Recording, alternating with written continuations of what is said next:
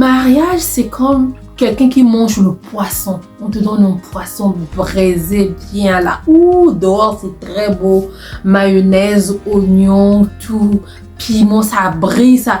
Ouh, tu vas manger avec le manioc, le foufou, tout ce que tu veux, le riz, le poisson braisant, te le présente là pour manger. Ça, c'est le mariage. Le poisson qui est là, c'est la fête de mariage. C'est être heureuse au jour du mariage. Ah, je me suis mariée. Ah, alliance. Ah. Mais une fois que tu te mets maintenant à manger ce poisson-là, quand tu rentres dans le mariage, il y a des arrêts. Mange le poisson, mais fais attention aux arêtes. C'est ça le mariage.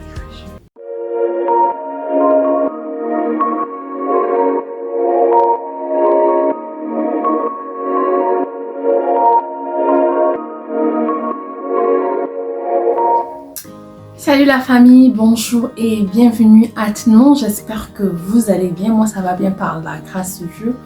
Aujourd'hui, nous allons parler quelle est la femme de ta destinée. Quel est l'homme de ta destinée? Bienvenue à tout le monde sur notre chaîne. J'espère que vous allez bien. Moi, ça va bien par la grâce de Dieu. Si et seulement si tu es sur le chemin de mariage, tu n'es pas encore marié. Parce que c'est mieux de se faire mal dans le fiançailles. C'est mieux de dire non aux fiançailles. C'est mieux de tout arrêter aux fiançailles que de le faire dans le mariage. Une femme ou un homme de destinée, je veux prendre ça comme ça. La femme ou l'homme de ta destinée, c'est une personne. La destinée, c'est quoi? La destinée, c'est ce que Dieu a réservé pour toi. Le chemin que Dieu a réservé pour toi. Mais souvent, sur ce chemin-là, tu le fais pas seul. Il y a des partenaires de destinée. Il y a des gens que Dieu met sur ton chemin pour t'emmener à ta destinée ou t'accompagner dans ta destinée, comme l'homme ou la femme que Dieu a créé pour toi, comme Adam et Ève, Dieu a créé sa femme de destinée, c'est ça la femme de destinée, c'est l'homme de ta vie, comme d'autres personnes disent l'homme de ta vie, oui, qui est l'homme de ta vie ou la femme de ta vie. Au 1, on doit se dire que le mariage est fait pour les grands. Quand je parle de grand, je ne parle pas de l'âge, mais je parle de grand mentalement, comportement, dedans. Que tu dois être grand dedans. Tu dois être sage, mûr, comme on dit. Les hommes mûrs, les femmes matures, les hommes matures. Le mariage est fait pour les matures. Pourquoi souvent on le dit? Parce que dans le chemin du mariage, il y a beaucoup de choses, il y a beaucoup des épreuves, beaucoup de difficultés, que si seulement si tu n'es pas grand, tu n'es pas mature, tu n'es pas sage, tu ne vas pas saisir cette bénédiction-là. Beaucoup de gens disent, vous qui êtes mariés, vous dites toujours que le mariage est difficile. Le mariage est difficile, oui, mais il n'est pas aussi difficile. Nous, les hommes qui rendons le mariage difficile. Nous, les hommes avec grand H, qui rendons le mariage difficile. N'oublie pas que l'homme, en général, n'est pas parfait. L'homme a des défauts. L'homme avec H, grand H. Aujourd'hui, je mélange femme et homme. Je ne veux pas signifier homme ou femme, quoi. Non, je parle en général.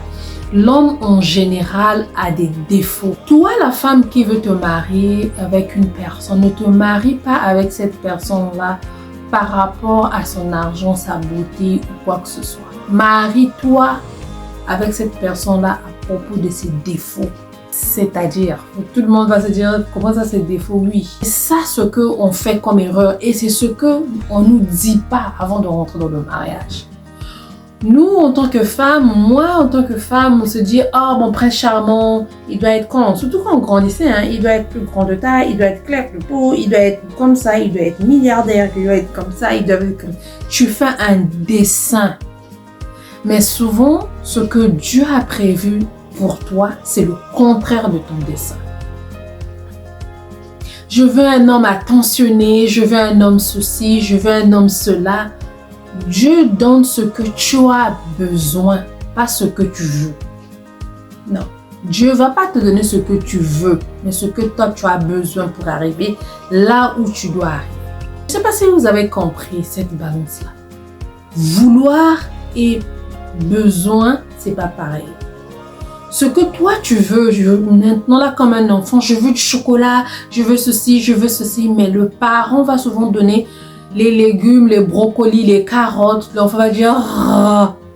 Mais le chocolat, le parent qui interdit le chocolat, c'est que ça va peut-être lui donner des caries, il est tard, non, tu dois pas manger du chocolat, tu dois pas faire ceci, tu dois manger ceci, tu dois manger cela, tu dois manger pour que demain tu puisses avoir la force, tu puisses avoir le fer, bien grandir et tout. Et l'enfant, là, tout de suite, l'enfant ne comprend pas. Donc c'est ça, Dieu va te donner la femme de ta destinée, c'est pas ce que de fois toi tu veux, mais il va te donner ce que toi tu as besoin. Donc dans ce que tu as besoin, il y a des défauts. Comme un pasteur a dit, Dieu a enlevé les côtes, il a pris l'os des côtes. Et l'os des côtes n'est pas straight, c'est pas tout droit, c'est pas comme du tibia. Le tibia, l'os du tibia est droit, mais l'os des côtes est penché. Ça veut dire que ta femme à vie a aussi des défauts. C'est ces défauts-là qui fait d'elle ta femme. Et c'est dans ces défauts-là que allez aller loin. Le mariage, c'est comme quelqu'un qui mange le poisson. On te donne un poisson braisé bien là. Ouh, dehors, c'est très beau. Mayonnaise, oignon, tout. Piment, ça brille, ça.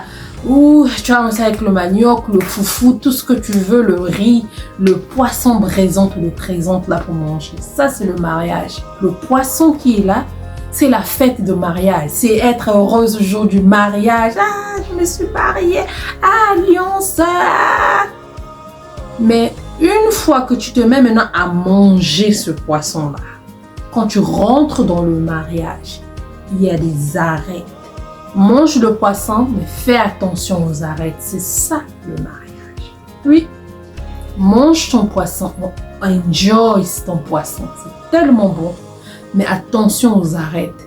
Si tu manges les arêtes, ça bloque là. On peut même t'opérer la gorge. On peut même te faire ceci pour les arêtes là. Donc, mange le poisson, fais attention aux arêtes. Donc, comme je disais, la femme de ta destinée, l'homme de ta destinée ne pourra pas être parfait. Mais c'est celle-là qui t'épaule, celle-là qui te supporte.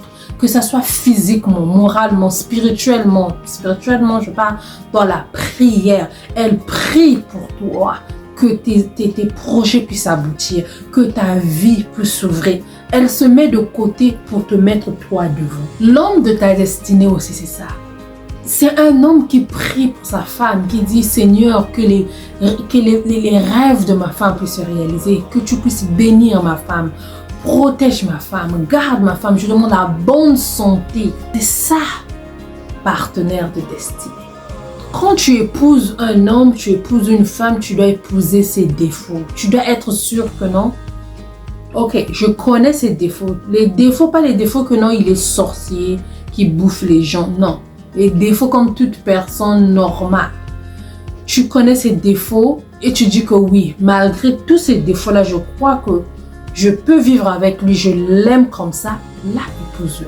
Mais si tu regardes ses défauts, que tu dis, moi je peux pas, tu dois changer ça, tu dois changer ceci, tu dois changer. Là, tu commences à le changer, tu ne l'épouses pas, ça va pas marcher. C'est ce qu'on nous a pas dit, c'est ce que l'on ne dit pas.